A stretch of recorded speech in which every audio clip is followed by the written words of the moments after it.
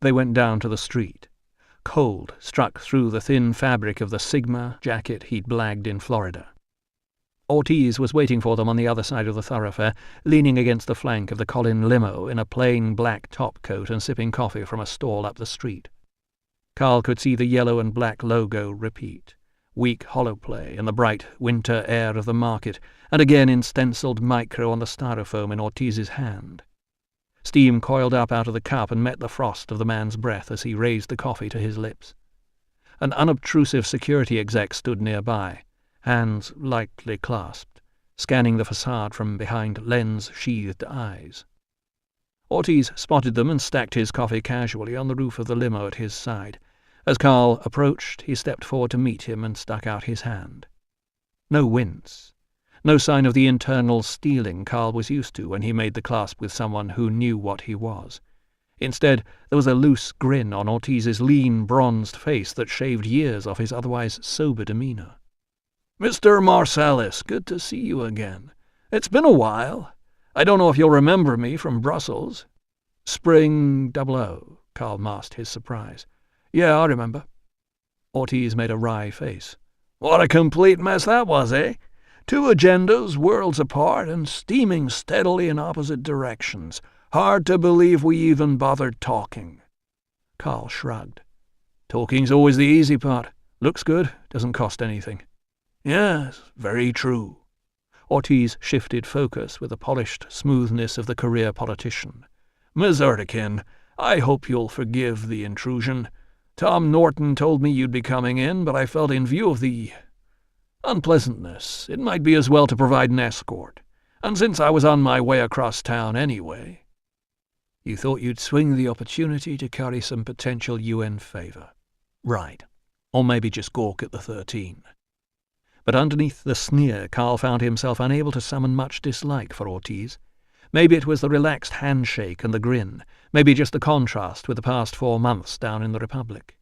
He turned to catch Ertekin's response, see what he could read in her face. The tiger eyes and something invisible splits the air between them. Carl was moving before he had time to consciously understand why. Flicker of black motion in the corner of his eye. He hit Ertekin with crossed arms, bore her to the pavement and crushed her there, one hand groping for a weapon he didn't have. Over his head, the air in the street erupted in spit-hiss fury. Magfire. He heard the coachwork on the limo go first, riddled from end to end. It sounded like a spate of sudden, heavy rain. Someone yelled, grunted as they were hit. Bodies tumbled behind him, dimly sensed. Screams. He was smearing himself on top of Ertekin, casting about for the... There.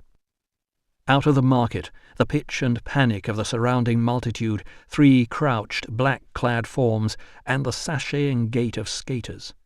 They hugged the stubby electromag spray guns to their bellies, cradled low in both hands as they surfed the crowd. Shoulder work opened their path. Carl saw bystanders shunted aside and sprawling. The mesh made it seem like slow motion. Chloride clarity gave him the lead skater, stance shifting as he lifted the muzzle of the spray gun, eyes wide in the pale skin gap of the black ski mask. 6 meters at most, he was going to make sure of his shot this time. Carl locked gazes and came up off the floor, snarling. Later, he'd never know if it was the matched stare, the noise he made, or just the mesh-assisted speed that saved his life. Maybe there was the edge of a flinch in the man's face as he hurtled forward. The ski mask made it hard to tell. By then Carl was already up and on him. 3, count them, 1, 2, 3, sprinted steps and a whirl of Tanindo technique. The blade of his left hand slammed in under the lead skater's chin. His right just added lift and vectored spin. The 2 of them went over together in a tangle of limbs. The spray gun dropped and skittered. Carl got on top of the skater and started hitting him in the face and throat. The other 2 were sharp. The right wing leapt cleanly over the tumbled bodies in his path, came down tight with a solid plastic smack and kept going. Carl got a confused glimpse of the landing, too busy killing the lead skater to pay real attention. But he felt the other wingman fuck up the same maneuver and catch one skate on Carl's raised shoulder as he jumped. The black-clad form went headlong, almost graceful, hit and rolled on the pavement. Controlled impact. He'd be back up any second. The mesh strung moments apart like loops of cabling. Carl hacked down savagely with an elbow one more time, and beneath him the lead skater went abruptly limp. As the tumbled wingman got almost back upright, Carl lunged, grabbed up the leader's electromag, clumsily, left-handed, squirmed sideways getting line of fire, and emptied the gun. The mag load sounded like seething water as it left the gun. No recoil, thank Christ, and pretty much point blank. Carl lay awkwardly braced and watched the slugs rip into their target. The wing skater seemed to trip forward again, but jerkily this time, no grace in it. He collapsed face down, twisted once, and didn't move again. The electromag's feed mechanism coughed empty and stopped. Sound filtered through. Voices raised and hysterical weeping. Still frosted into the mesh, Carl heard it as if through a long pipe. He picked himself up warily, still not convinced at a cellular level that the third skater wasn't coming back. He dropped the empty weapon, walked to the dead wingman, crouched beside the body and tugged the man's spray gun free. He checked the load almost absently on autopilot now and surveyed the damage around him. The limo was a write-off, coachwork pockmarked grey on black with the raking impact of the magfire. The windows were punched through in a couple of dozen places, powdered to white opaque in spiderweb lines around each hole. Incredibly, Ortiz's coffee stood where he'd parked it, intact and steaming quietly on the roof of the limo. But Ortiz and his security were both down, tangled in each other's arms and motionless. It looked as if the bodyguard had tried to get his boss to the ground and cover him there. Blood pooling on the moulded pavement where they lay suggested he'd failed. Other bodies lay at a distance, shoppers and stalled traders caught in the magfire.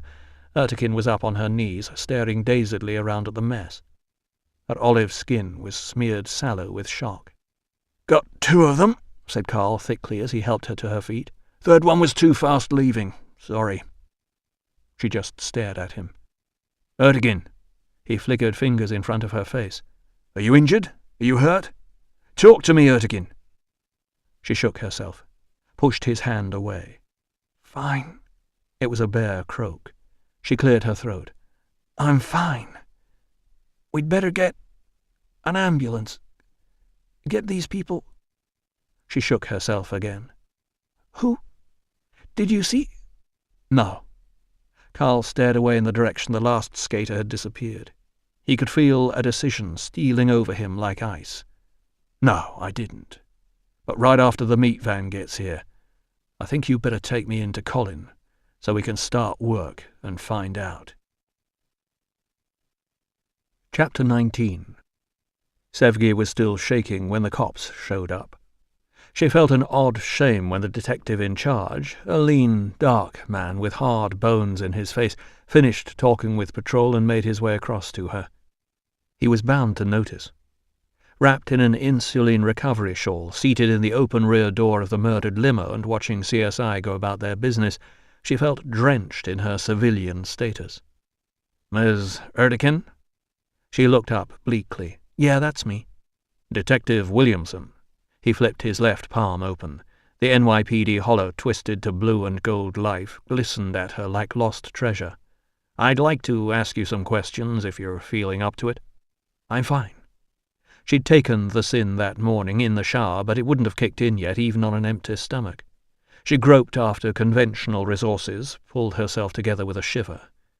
"I used to be on the force. I'm fine." "That so?" Polite. Speculative. Williamson didn't want to be her buddy. She could guess why. "Yeah, 11 years. Queens, then Midtown homicide." She managed a shaky smile. "You guys are from the 28th, right? Larry Kasabian still attached there?" "Yeah, Kasabian's still around, I think." No warmth in the words. He nodded at Marsalis, who sat starkly on the steps of the building in his South Florida State inmate jacket, watching the crime scene squad go about their business as if they were a stage play put on for his benefit. "Patrol says you told them this guy's a 13. "Yes." She was cursing herself for it now. "He is." "And—" brief hesitation. "Is that filed with anyone here in the city?" Sevgi sighed. "We got in late last night. He's a technical consultant for Colin Security, but we haven't had time to notify anybody yet." "All right." But it clearly wasn't all right. Williamson's expression stayed cool. "I'm not going to pursue that, but you need to get him registered. Today. Is he, staying with you?" The implication sneered beneath the words. It felt like a slap. It felt like her father's tirade when he found out about Ethan. Sevgi felt her own expression tighten. "No, he's not, staying with me," she parroted. "He's, staying in Colin account accommodation just as soon as we can find him some. So do you think we can maybe just shelve the fucking Jesus land paranoia? And maybe get on with the police work at hand? How'd that be?" Williamson's eyes flared. "That'd be just fine, Ms. Ertekin," he said evenly.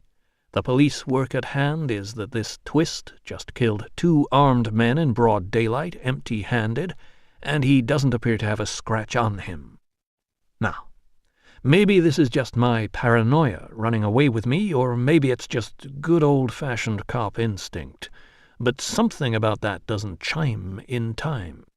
He's carrying a Mars Environment Systemic Biohoist, and he was combat trained from age 7 up. Williamson grunted. "Yeah, I heard that about them. Bad to the bone, right? And you don't think the men he killed here were combat proficient?" "You do?" Sevgi rapped her knuckles on the slug-riddled coachwork at her side. "Come on, Williamson, look at this shit. Combat proficient? No, they just had guns. Any reason you can think of that someone would send a low-grade, spray-for-pay crew after a Colin executive?" She shook her head wordlessly. They weren't after Ortiz, she knew inside. Ortiz just got in the way. They were here to kill Marsalis. Kill him before he gets any kind of handle on Merrin. No reason to share that with Detective Williamson right now. "And you told Patrol you didn't see the actual fight at all." She shook her head again, more definitely this time, getting traction. "No, I said I didn't see much of it. Much of anything. I was on the ground." "Where he threw you, right?" "Yes, that's right." The weight of his body on hers. "He probably saved my life." "So he saw them coming?" "I don't know. Why don't you ask him?" Williamson nodded. "I'll get around to it. Right now I'm asking you." "And I told you I don't know." There was a compressed pause. Williamson started again. "In the statement, you say you think there were 3 attackers. Or is that just what your twist friend over there told you?" "No, I saw one take off toward the boulevard." She indicated the shrink-wrapped corpses of the men Marsalis had killed. The black skater rig was clearly visible through the plastic. "And I can count." "Description?" She looked up at him for a long moment. "Black-clad, wearing a ski mask." Williamson sighed. "Yeah, okay. You want to tell me about this other guy?" He gestured at the 3rd bundle on the pavement. The pale, blood-speckled face of Ortiz's bodyguard gaped up wide-eyed through the plastic. They'd had to roll him onto his back to get Ortiz out from under and onto the wagon, and that was how CSI had wrapped him.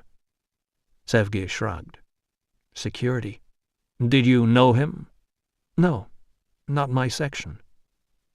It dawned abruptly on Sevgi why Williamson was so edgy. In theory, NYPD held the ground here, but under the Colony Initiative Act, she could take it from them pretty much at will.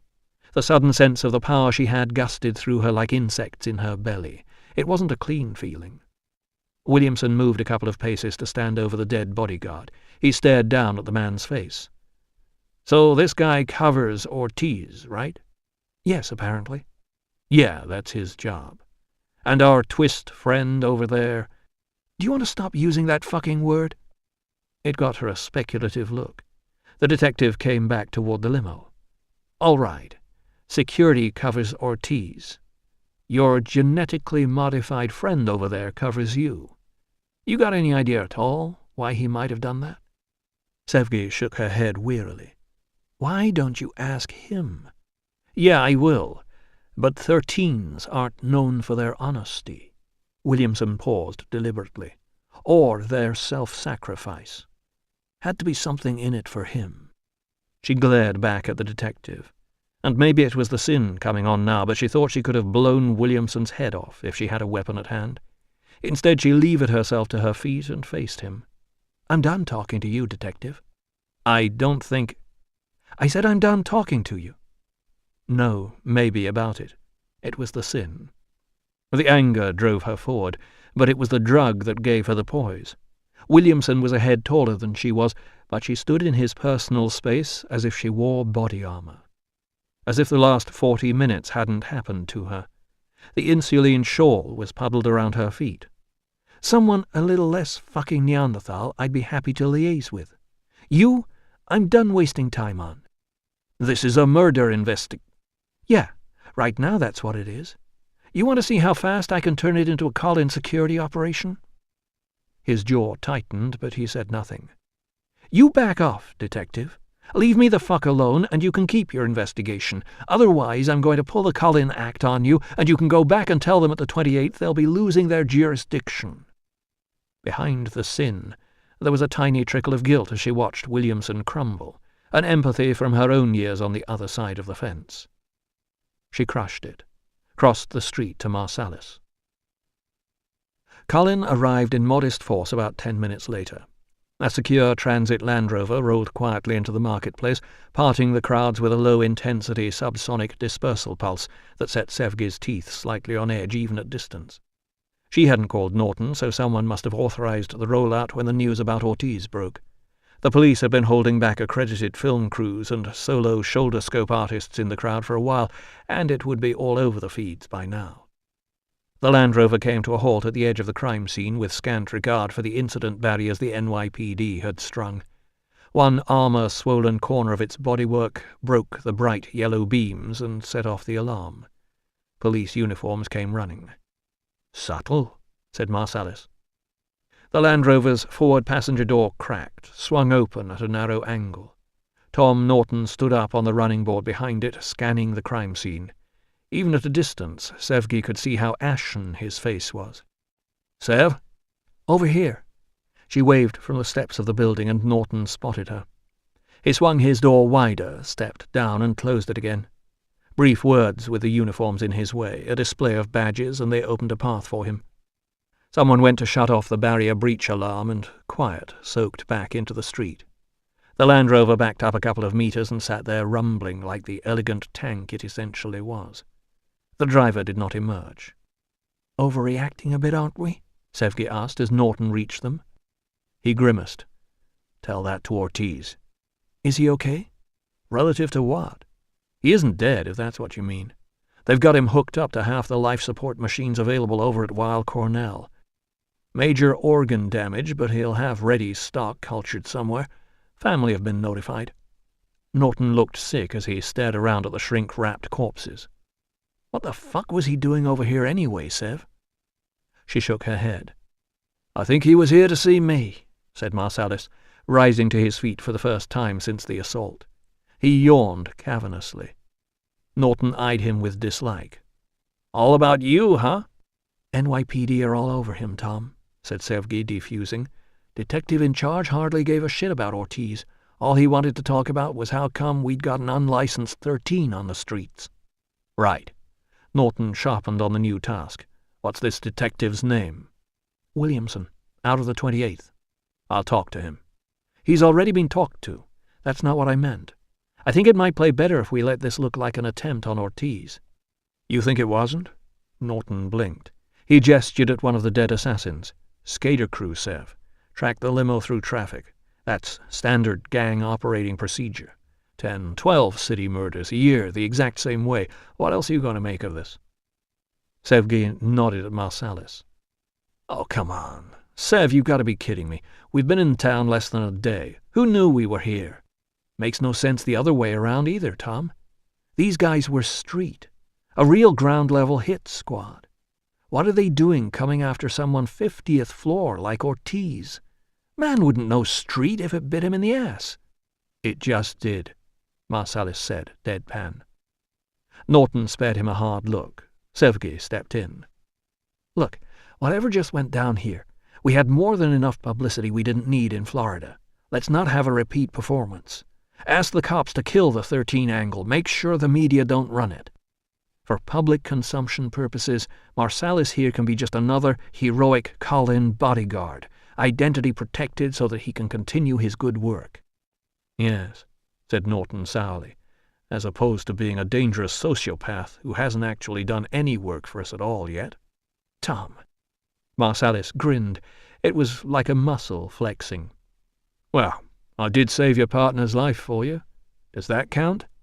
As far as I can see, you saved your own skin with some collateral benefits. Sevgi, if this Williamson is going to raise a stink about our friend here, we need to get you both out of here. Now, there's an idea." Marsalis's voice was amiable, but something at the bottom of it made Sevgi look at him. She recalled the way he'd stared after the escaped assassin, the flat sound his voice made then as he told her, "Right after the meat van gets here, I think you better take me into Colin so we can start work." There was a finality to the way he'd said it that was like the silence following a single gunshot, and now, suddenly, she was afraid for Tom Norton and his dismissive flippancy. "Sounds good to me, too," she said hurriedly. "Tom, can we wire up the engine from Horkin's Pride at Colin? Run a direct interface?" Norton looked at her curiously, let his gaze slip to the black man at her shoulder and then back again. He shrugged. "Yeah, I suppose we could. But what the hell for? MIT already handed down the transcripts." He addressed himself directly to Marsalis. "They're on file at the office. You can go over them if you want." "But I don't want." Marsalis was smiling gently. A small chill blew down Sevgi's spine at the sight. "What I want, Tom, is to talk to the Hawkins Pride engine." Norton stiffened. "So now suddenly you're an expert on the psychology of artificial intelligence?" "No. I'm an expert on the hunting and killing of variant 13s, which is why you hired me. Remember?" "Yeah, and don't you think that precious expertise might be—" "Tom! Better deployed going over the scenes of the crimes we're trying to bring an end to?" Still the black man smiled.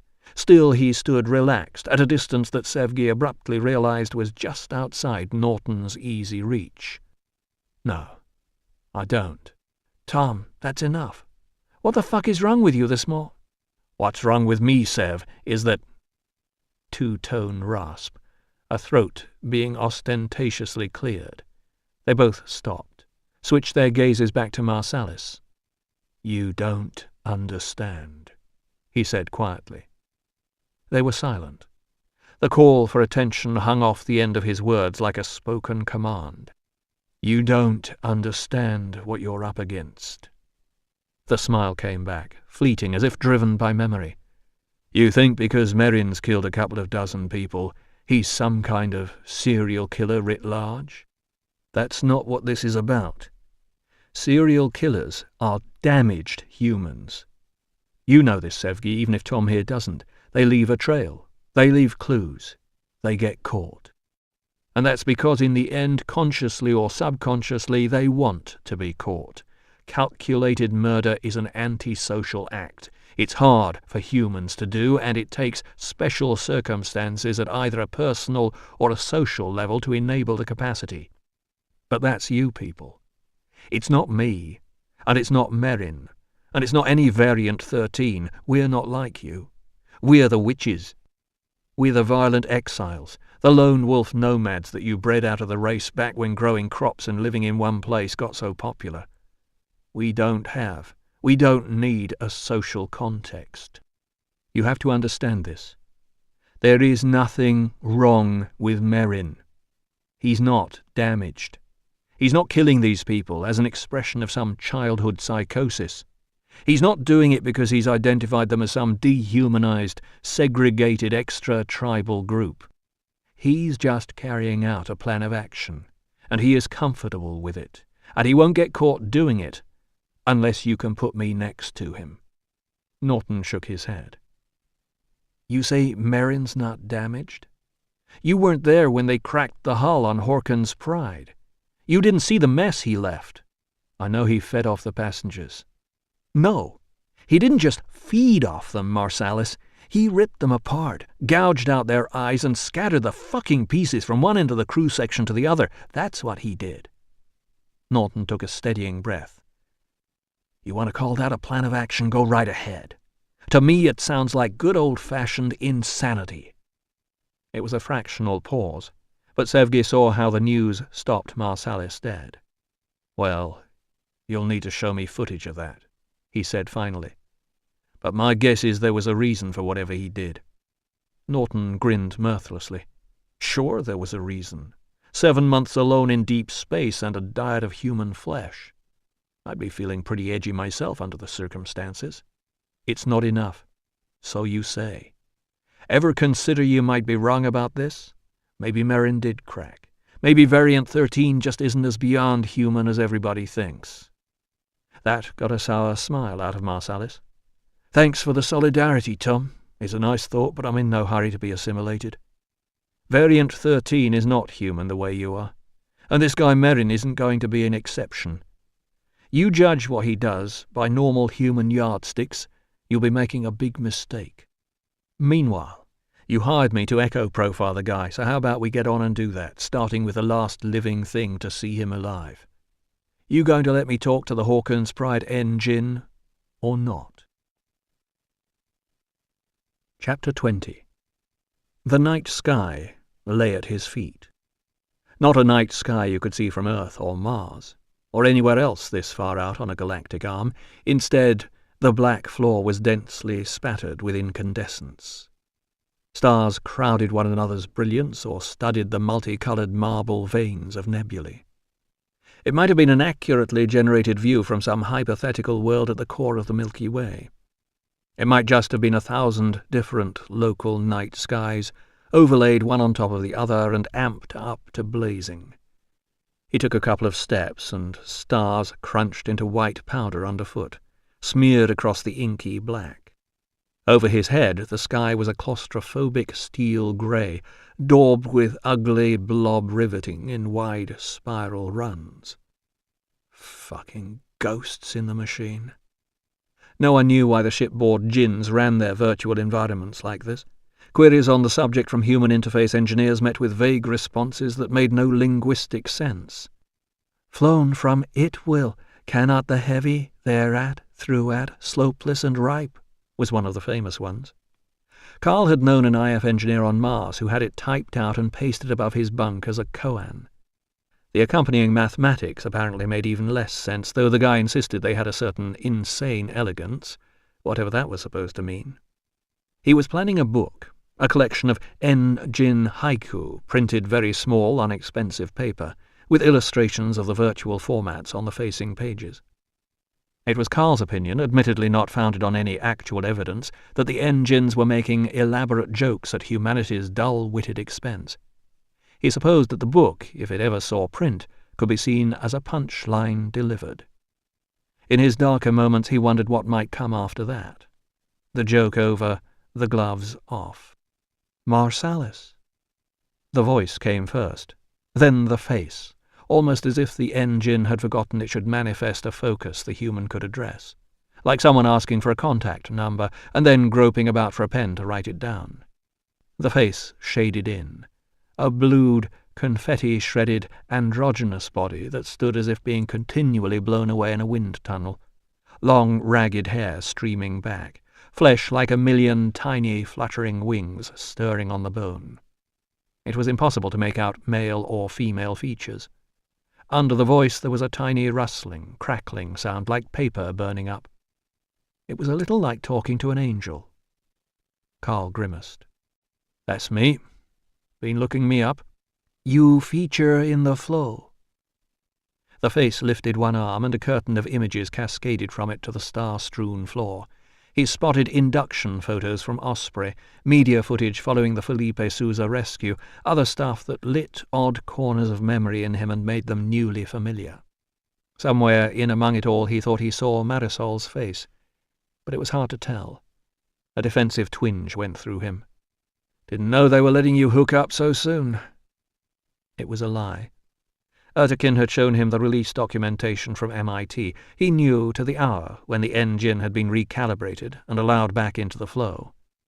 "It is potentially damaging for my systems to run without access to plentiful data," the blue figure said gravely. Re-enabling a nano-level artificial consciousness engine necessitates reconnection to local data flows. Unhumanly, the djinn had left the upheld arm where it was, and the downpour of images ran on. Carl gestured toward the display. Right. So what does the local data flow have to say about me lately? Many things. UNGLA currently defines you as a genetic licensing agent. The Miami Herald calls you a murderer. The Reverend Jesse Marshall of the Church of Human Purity calls you an abomination. But this is a generalized reference. News feeds abstracted from the Mars data flow and currently held locally refer to you as this year's luckiest man on Mars, though the year in question is, of course, 2099. The Frankfurter Allgemeine called you... Yeah, fine. You can stop there. Shipboard engines were famously literal-minded. It was in the nature of the job they did. Minimal requirement for interface. Humans were deep-frozen freight. The djinns sat alone, sunk in black silence laced with star static, talking occasionally with other machines on Mars and Earth when docking or other logistics required it. I came to ask you a couple of questions. The face waited. Do you recall Alan Merrin? Yes. Merrin's gaunt, Christ-like features evolved in the air at the face's shoulder. Standard ID likeness. Occupant of Crew Section Beta capsule, redesignated for human freight under Collin Interplanetary Traffic Directive C93-EP4652-21. Cryo-certified Bradbury, November 5, 2106. Protocol code 555-28187. Yeah, except he didn't really occupy the Beta capsule much, did he? No. The system revived him at 414 hours of trajectory time. You've told the debriefing crew that you shut down voluntarily at 378 hours on suspicion of corruptive material in a navigational module. Yes, I was concerned to prevent a possible viral agent from passing into the secondary navigational core. Quarantine measures were appropriate. And Merrin wakes up 36 hours later. Is that a coincidence? The blue, shredded figure hesitated, face expressionless, eyes fixed on him. Carl guessed it was trying to calibrate his perceptions of relatedness and event, gleaning it from a million tiny shreds of evidence laid down in the details the data flow held about him. Was he superstitious? Was he religious? What feelings did he have about the role of chance in human affairs? The engine was running his specifications, the way a machine would check the interface topography on a new piece of software. It took about 20 seconds. There is no systems evidence to indicate a relation between the two events. The revival appears to have been a capsule malfunction. Were you aware of Merrin once he was awake? To a limited extent, yes. As I said, it is potentially damaging for my systems to run without access to plentiful data. In a quarantine lockdown, the ship's secondary systems continue to feed into my cores, though it is impossible for me to actively respond to them in any way. The traffic is one way. An interrupt protocol prevents feedback. You might consider this similar to the data processed by a human mind during REM sleep. So you dreamed, Merrin. That is one way of describing it, yes. And in these dreams did Merrin talk? The confetti-streaming figure shifted slightly in the grip of its invisible gale. There was an expression on its face that might have been curiosity, might equally well have been mild pain or restrained sexual ecstasy. It hadn't really gotten the hang of human features. Talk to whom? Carl shrugged, but it felt anything but casual. He was too freighted with the cold memories. To the machines, to the people in the cryocaps. Did he talk to himself? To the stars, maybe? He was out there a long time. If you consider this talking, then yes, he talked. Often? I am not calibrated to judge what would be considered often in human terms. Merrin was silent for 87.22% of the trajectory, including time spent in sleep. 43.9% of his speech was apparently directed.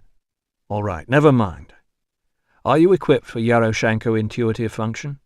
Yaroshenko's underlying constants are present in my operating systems, yes. Good. Then I'd like to run a Jaden Wasson honorific for links between myself and Merin, making inference along a Yaroshenko curve. No more than 2 degrees of separation. What reference do you wish employed for the curve? Initially, both our footprints in the total data flow, or as much of it as they're letting you have access to. You're going to get a lot of standard bacon links, they're not what I'm after. Carl wished, suddenly, that Matthew were here to handle this for him, to reach quicksilver swift and cool down the wires and engage the machine at something like its own levels of consciousness. Matthew would have been at ease in here. Carl felt clumsy by contrast. The terminology of complexity in math tasted awkward on his tongue. Cross-reference to everything Merin said or did while he was aboard Hawkins' Pride. Bring me anything that shows up there. The blue shredded figure shifted slightly, rippling in the gale that Carl could not feel. This will take time, it said. Carl looked around at the unending sky-floored desolation of the construct. He shrugged. Better get me a chair, then. He could, he supposed, have left the virtuality and killed the time somehow in the vaulted neo-Nordic halls of Collins' Jefferson Park complex. He could have talked to Sevgi Ertekin some more, maybe even tried to massage Tom Norton back into a more compliant attitude with some male-on-male platitudes. He could have eaten something. His stomach was a blotched ache from lack of anything but coffee since Florida the previous night.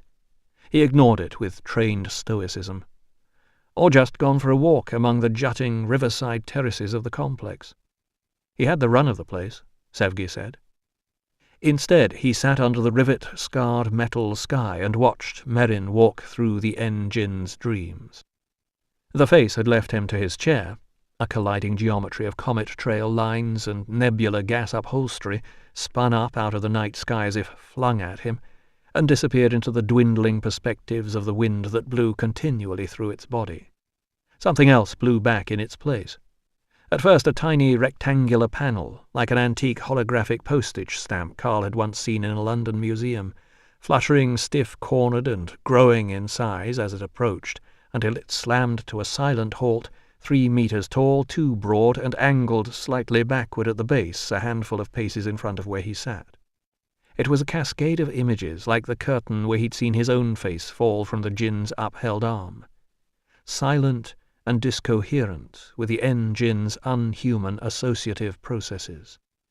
He saw Merin wake from the beta capsule in the crew section, groggy from the revival but already moving with a recognizable focused economy. Saw him pacing the dorsal corridor of Hawkins' Pride, face unreadable. Saw him clean Helena Larson's meat from between his teeth with a micro-gauge manual screwdriver from the maintenance lockers. Saw him request a lateral vision port unshuttered, the ship's interior lighting killed. Saw him brace his arms on either side of the glass and stare out like a sick man into a mirror. Saw him scream, jaw yawning wide but silent. Silent. Saw him cut the throat of a limbless body as it revived. Splayed palm held to block the arterial spray. Saw him gouge out the eyes, carefully, thoughtfully, one at a time, and smear them off his fingers against the matte textured metal of a bulkhead. Saw him talking to someone who wasn't there. Saw him turn once, in the corridor, and look up at the camera, as if he knew Carl was watching him. He smiled then, and Carl felt how it chilled him as his own facial muscles responded. There was more, a lot more, even in the scant time it took the engine to run the Jaden Wasson. The images juddered and flashed and were eaten over by other screen effects. He wasn't sure why the machine was showing it to him or what criteria it was using to select. It was the same sensation he knew from his time aboard Felipe Sousa, the irritable feeling of trying to second-guess a capricious god he'd been assured, no, really, it's true, it's in the programming, was watching over him. The feeling of sense just out of reach.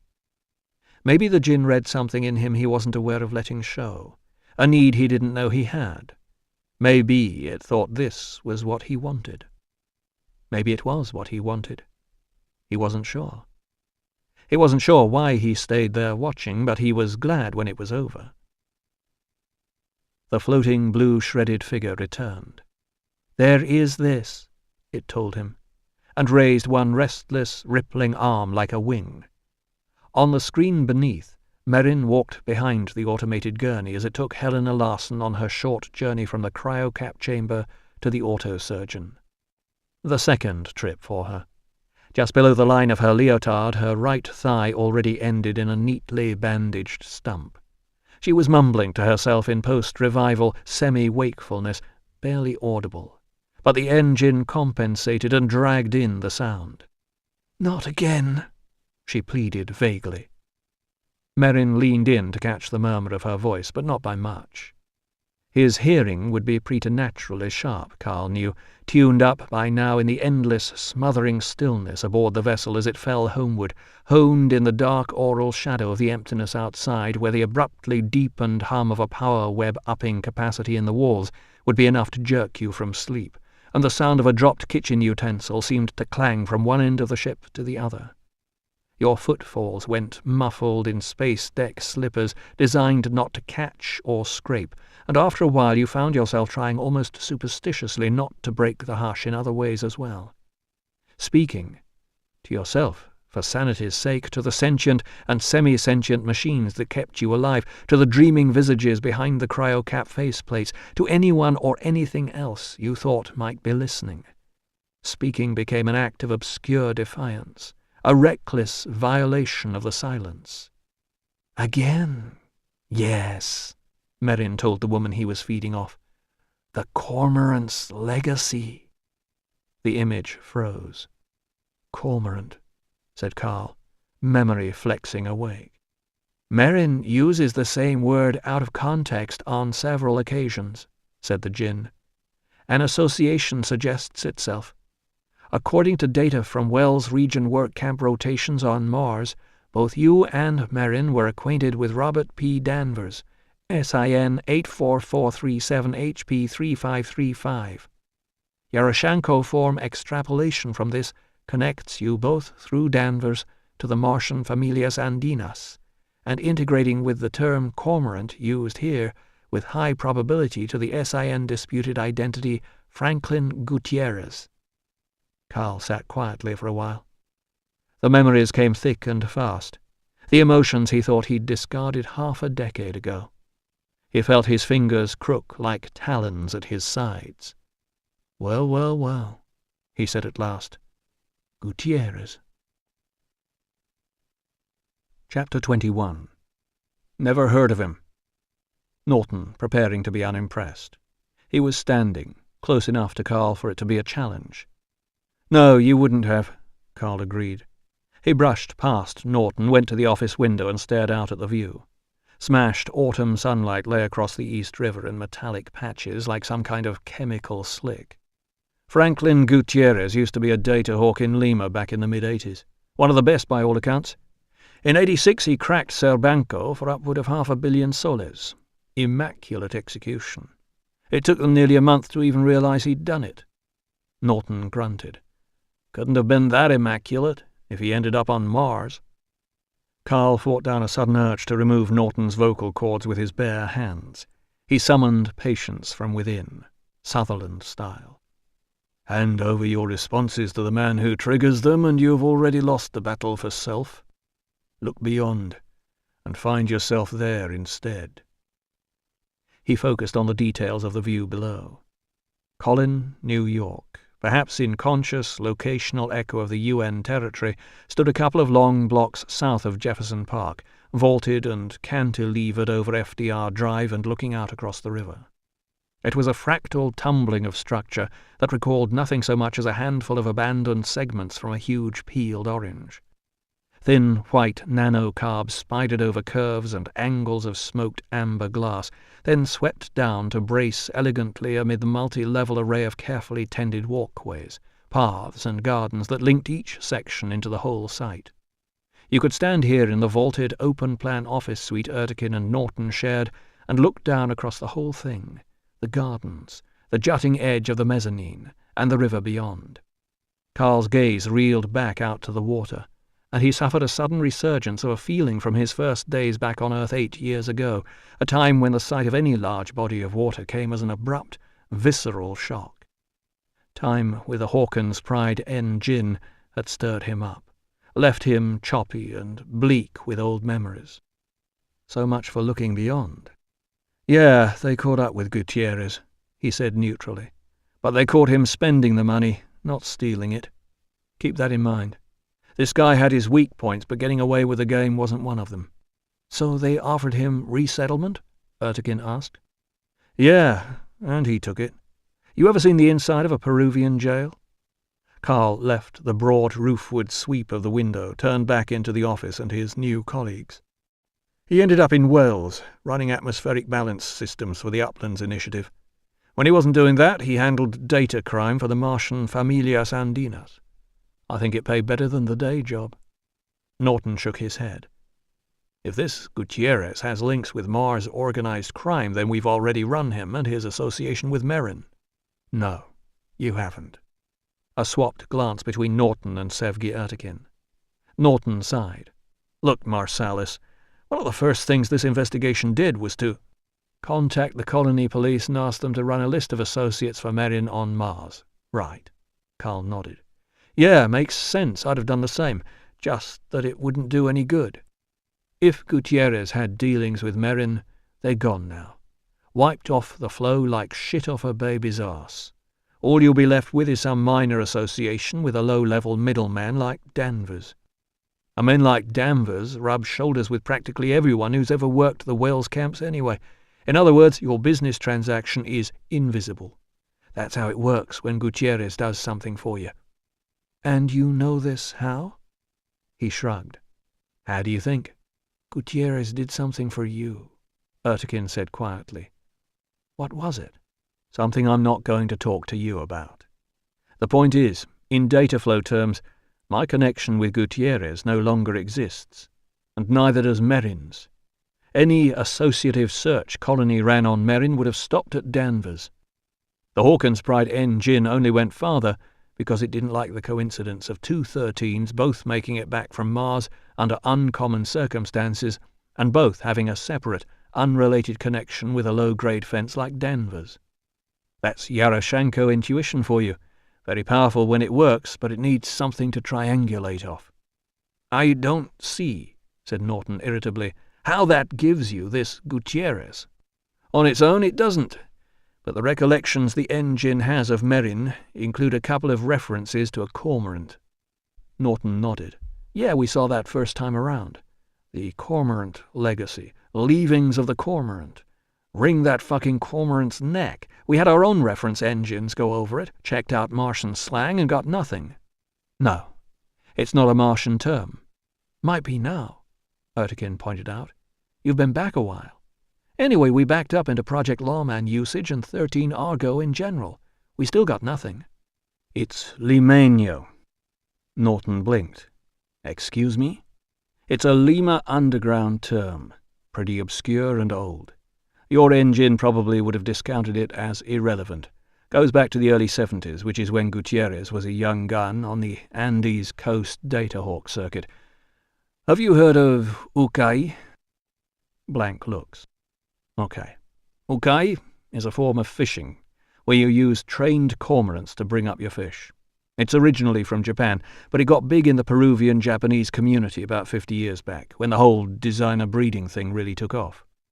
Ukai is done at night, and the cormorants dive with a ring on their throat that stops them from swallowing the fish. They get fed when they bring the catch back to their handler. See the imagery? Contracted data hawking. Ertekin's eyes lit up with a connection. The Familias Andinas. Yeah, in those days the Familias here on Earth were still a force to be reckoned with. Anyone starting out as a hawk on the South Pacific coast worked for the Familias, or they didn't work at all. You might end up a big name, Halcón de Datos, but you started life as a cormorant. Ertekin was nodding now. Including Gutierrez. Including Gutierrez, he agreed, and something sparked between them as he echoed her words. Later he got his rep, got his own gigs, got caught. And when he got to Mars, he found the Familias waiting for him all over again. Right. It's like stepping back in time half a century there. The Familias have a hold they haven't had on Earth for decades. Apparently Gutierrez had to go right back into ukai work. Back to being a cormorant. Carl spread his hands, case-closed style. He bitched to me about it all the time. That doesn't necessarily mean he'd do the same with Marin, Norton said. Yeah, it does. Gutierrez had a thing about 13s. A lot of people do on Mars. There's a whole fetish subculture dedicated to it. It's like the Bonobo fan clubs here. Gutierrez was a fully paid-up member, fascinated by the whole thing. He had this pet analogy he liked to draw between the 13s and the Lima Datahawks. Both supermen in their own right, both feared and hated by the herd because of it. Norton snorted. Superman. Right. Well, it was his theory, Carl said evenly, not mine. Point is, he went on and on about being reduced back to Ukai status, about how I could understand that shit because of who I was, because of what I was. And he would have laid exactly the same line off on Merrin. So, Norton broke it up, stepped into the flood of light. We call Colony. Tell them to bring Gutierrez in and lean on him. Carl snorted. Yeah, lean on him from a couple of 100 million kilometers away. 10-minute comms lag each way. That interrogation I want to watch. I didn't say we'd lean on him, I said Colony would. Colony couldn't lean on a fucking wall. Forget it. What happens on Mars doesn't play this end. It's not a human distance. Ertekin sank deeper into her chair, bridged her hands, and stared across the office. Light from the tall window fell in on her like the luminous, sifting sunset rains on Mars. Carl's woken memories came and kicked him in the chest again. If the Familias Andinas helped get Merrin out of Mars, she said slowly, and mostly to herself, then they could be helping him at this end as well. Not the South American chapters, Carl observed. They've had a war with the Martian Familias for decades. Well, a state of war anyway. They wouldn't be cooperating with anything at the Mars end. Ertekin shook her head. They wouldn't have to be.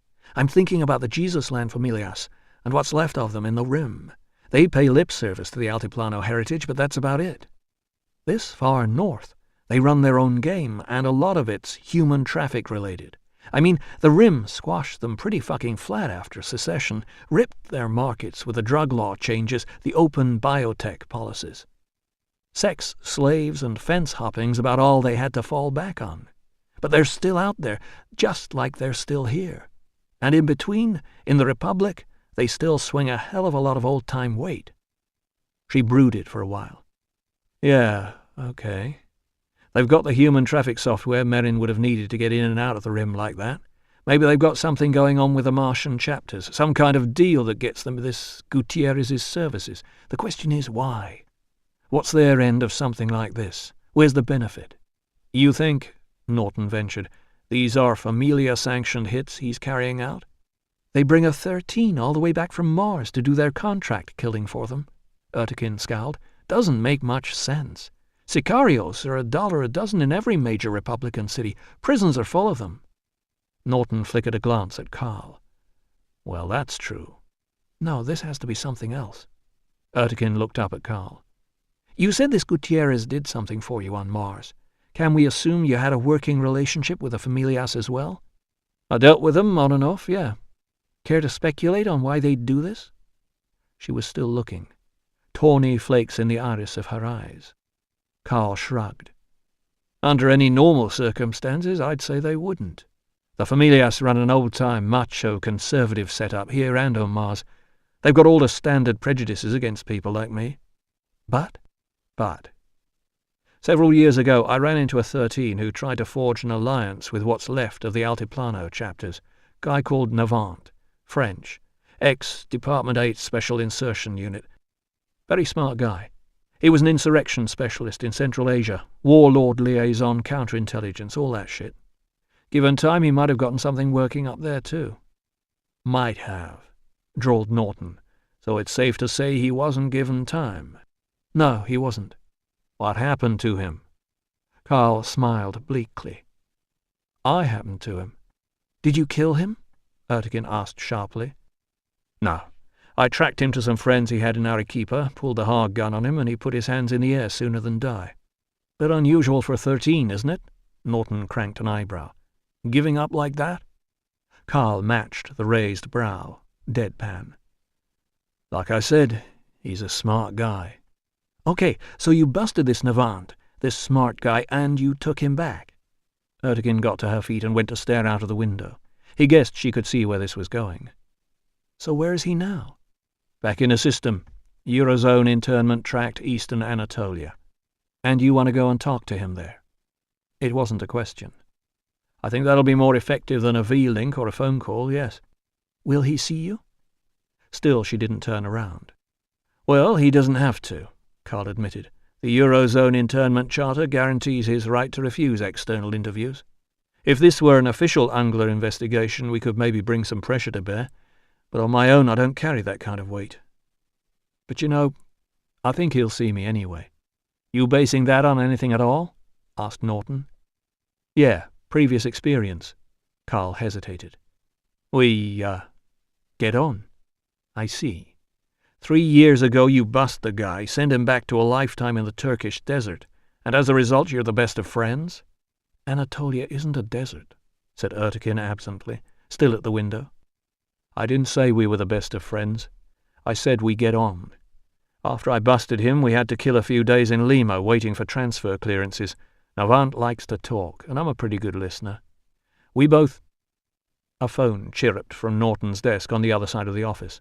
He shot a last glance at Carl, then strode across to answer the call. Ertekin turned from the window and nailed Carl with a mistrustful look of her own.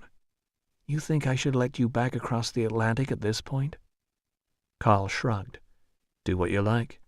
You want to pursue another line of inquiry? Be my guest and dig one up. But Navant's the obvious lead, and I don't think he'll talk to me in virtual because a virtual identity can be faked. Tell the truth, I wouldn't trust it in his place either. Us genetic throwbacks don't like advanced technology, you know. He caught the momentary twitch of her mouth before she locked the smile reflex down. Norton came back from the phone call and the moment slid away. The Colin exec's face was grim. Want to guess? He asked. Merin's holed up in the UN building with a nuclear device, suggested Carl brightly, and enough delegates held hostage to eat his way through to Christmas. Norton nodded. I'm glad you're having a good time. Wrong guess. You're all over the feeds. 13 saves Colin director. Slaughters 2. Oh, fuck. Ertekin's shoulders slumped. All we needed. How the hell did that happen? Apparently some anal little geek at one of the city feeds had a fit of total recall. Got our friend here's face off the crime scene footage. Face reminded him of something. He matched it with the trouble down in Florida. Norton pointed. Or maybe it was that jacket. Hard to miss, and it's not exactly high fashion. Anyway, the geek rings up the 28th precinct and asks some leading questions. Evidently he got lucky. He talked to either someone really cooperative or someone really dumb. Fucking Williamson. Norton shrugged. Yeah, or whoever. You've got to bet half an hour after Williamson got back to the 28th, every cop in the precinct house knew they had a 13 walking the streets. And probably saw no reason on earth to shut up about it. In their eyes, it's a basic public safety issue. They know they've got no leverage with us. They'd be more than happy to let the feeds do their demonizing for them. Demonize? Carl grinned. I thought I was up there for saving Ortiz. And slaughtering too, said Ertekin wearily. Don't forget that part. They're asking for a statement, Sev. Nicholson says he figures you're it. Former NYPD detective and all that. Should make it easier to play down any anti-Colin feeling the 28th may have stirred up. Oh, thanks, Tom. Ertekin threw herself back into her chair and glared up at Norton. A fucking press conference? You think I haven't got anything better to do than talk to the fucking media? Norton spread his hands. It isn't me, Sev. It's Nicholson. And the way he sees it, no, you don't have anything better to do right now. What do you want me to do? Tell him you had to go out of town? Carl met her eyes across the room. He grinned. Part 3. Away from it all. The limited brief of this report notwithstanding, it is imperative to acknowledge that we are dealing here with actual human beings, and not some theoretical model of human behavior. We should not then be surprised to encounter a complex and potentially confusing mass of emotional factors and interactions. Nor should it perplex us to discover that any genuine solution may well need to be sought beyond the current scope of our inquiry. Jacobson Report, August 2091. Chapter 22. Colin Istanbul was on the European side, up near Taksim Square and nestled amid a forest of similar purple or bronze glass towers inhabited mostly by banks. At night, a skeleton security staff and automated guns kept the base levels open, lit in pools of soft blue for whatever business might crop up. The Colony Initiative, to paraphrase its own advertising hype, was an enterprise on which the sun never set. You never knew when or where it might need to flex itself fully awake and deploy some geopolitical muscle. Best always to remain at standby. Sevgi, who associated Taksim primarily with the murder of her grandfather and great-uncle by overzealous Turkish security forces, stopped in just long enough to collect key tabs for one of the Colin-owned apartments across the Bosphorus in Katakoy.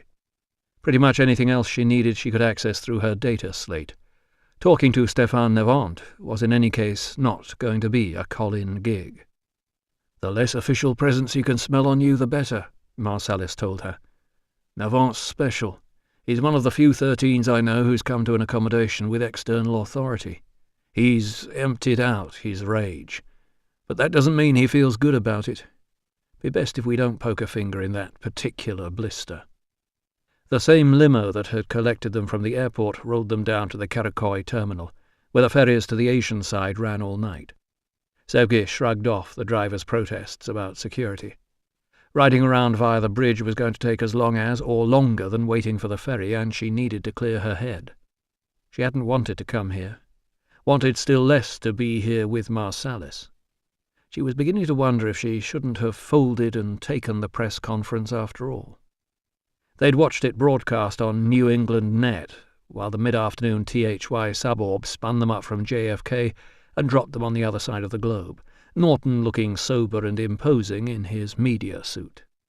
TV audiences still loved a solid pair of shoulders and a good head of hair, above pretty much anything they'd actually hear coming out of a speaker's mouth, and Tom Norton excelled in both areas. He really could, Sevgi was convinced, have run for office of some sort. He fielded the questions with exactly the right measure of patrician confidence and down-home good humour. "Dan Meredith, Republic Today. Is it true Colin are now employing hypermales as security?" "No, Dan. Not only is it not true, it's also deeply flawed as an assumption." Inclusive gesture to the whole room. "I think we're all aware what a hypermale would look like if anyone was actually criminally stupid enough to breed one." Ripple of muttering among the gathered journalists. Norton gave it just long enough, then squashed it. "Hypermale genetic tendency is, not to put too fine a point to it, autism. A hypermale would make a pretty poor security guard, Dan. Not only would he likely not recognize signs of an impending attack from another human being, he'd probably be too busy counting the bullets in his gun to actually fire them at anything." Laughter. The footage swung momentarily to Meredith's face in the crowd. He offered a thin smile, ladled urbane southern irony into his voice. "I'm sorry, Tom. Leaving aside the fact we all know the Chinese have bred super autists for their engine interface programs, that's not what I meant. I was referring to variant 13s, which most normal Americans would call hypermales. Hypermales like the one you admit was present at today's attempt on Alvaro Ortiz's life. Are you employing any of those as security guards?" "No, we're not." "Then—" But Norton had already raised his head to scan the crowd, already signaled for the next question. "Sally Asher, New York Times. You've described this variant 13, Carl Marsalis, as a consultant. Can you please tell us what exactly he is consulting on?" "I'm sorry, Sally, I'm not currently at liberty to say. All I can tell you is that it has nothing to do with the tragic events of this afternoon. Mr. Marsalis was simply a bystander who took the action any good citizen with the opportunity might." "Any good citizen armed with an assault rifle, maybe?" Ash's voice was light. "Was Mr. Marsalis armed?" Norton hesitated a moment. You could see the dilemma. Data was out there. It was loose in the flow by now. Footage of the crime scene, eyewitness accounts, maybe even backdoor gossip from the path labs. No way to tell what was or wasn't known, and Norton didn't want to get caught in a lie.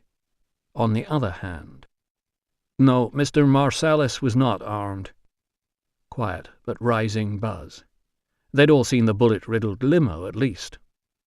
"How can a man, an ordinary man, possibly—" Meredith again, a voice pitched loud before Norton's arm cut him off again. Hauled in another question from the opposite side of the room. The feed didn't show Meredith's face, but Sevgi felt an ignoble stab of pleasure as she imagined the Jesus-lander's chagrin.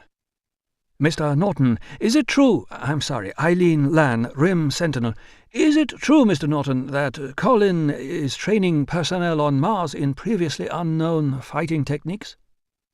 "No, that's not true." "Then can you please throw light on this comment from an eyewitness at today's events?"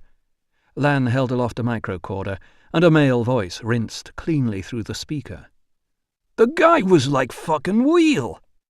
I've seen that stuff on Ultimate Fighting tapes from Mars. That's Tanindo. That's stuff they won't teach back here on Earth. They say it's too dangerous to let ordinary people get to know because—" The microcorder clicked off, but Lan left it upheld like a challenge. Norton leaned an arm across the lectern and grinned easily. "Well, I'm not really an Ultimate Fighting fan," polite laughter, "so obviously I can't comment accurately on what your eyewitness there is talking about.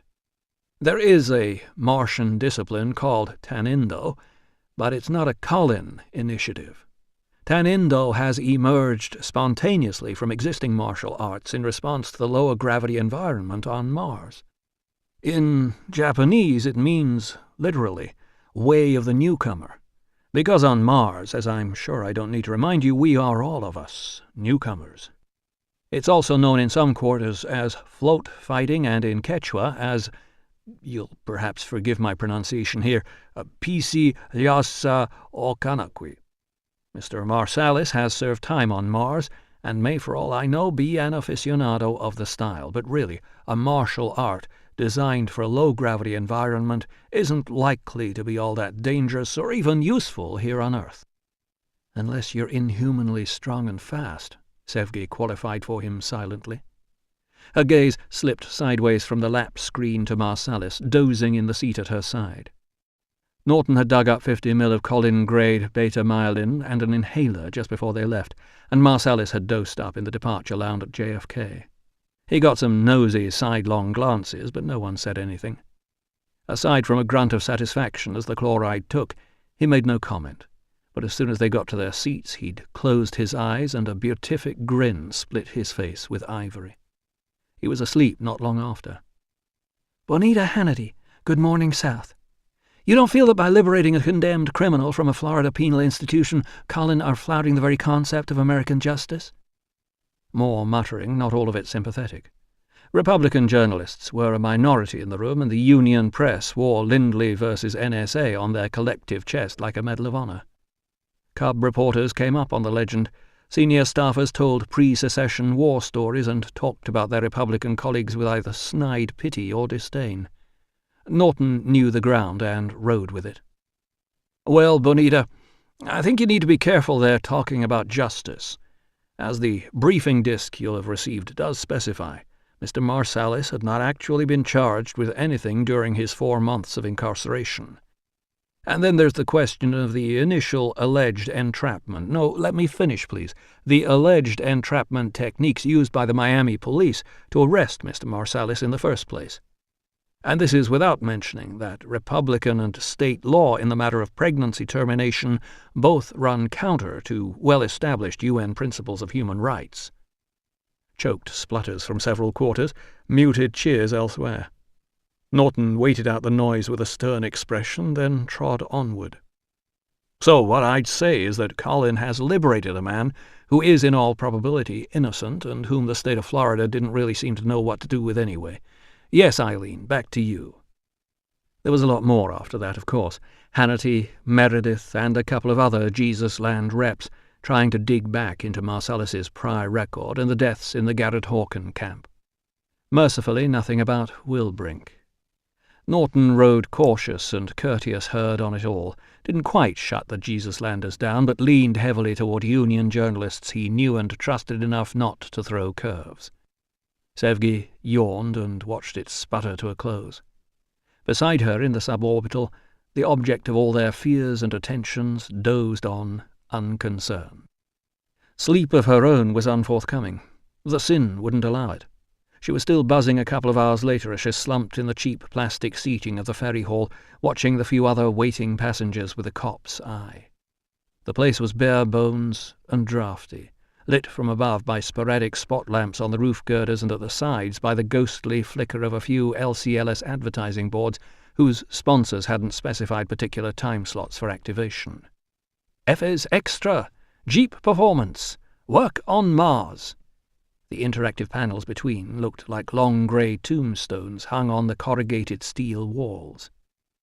Through rolled-back shutter doors at the side, the white-painted superstructure of the moored ferry showed like a sliced view of another age. More modern additions to Istanbul's diverse collection of water transport had a boxy, plastic look that made them out as no more than the sea buses they were, offering nothing at journey's end but the completion of the daily commute. But the high, wide bridge, hunched smokestack, and long waist of the antique ships still on the Karakoy run spoke of departure to farther-flung places and an era when travel could still mean escape. Marsalis came back from a prowl of the environs. She supposed in her grandfather's time he'd have gotten more looks for his skin, but now he stood out no more than the half a dozen Africans waiting around the dock as passengers, and the two who stood in coveralls on the deck of the ferry beyond the shutters. No one gave him more than a glance, and that mostly for his bulk and the bright orange lettering on the inmate jacket he still wore. "Do you have to keep wearing that?" she asked irritably. He shrugged. "It's cold. I said at the airport I'd buy you something else." "Thanks. I like to buy my own clothes." "Then why didn't you?"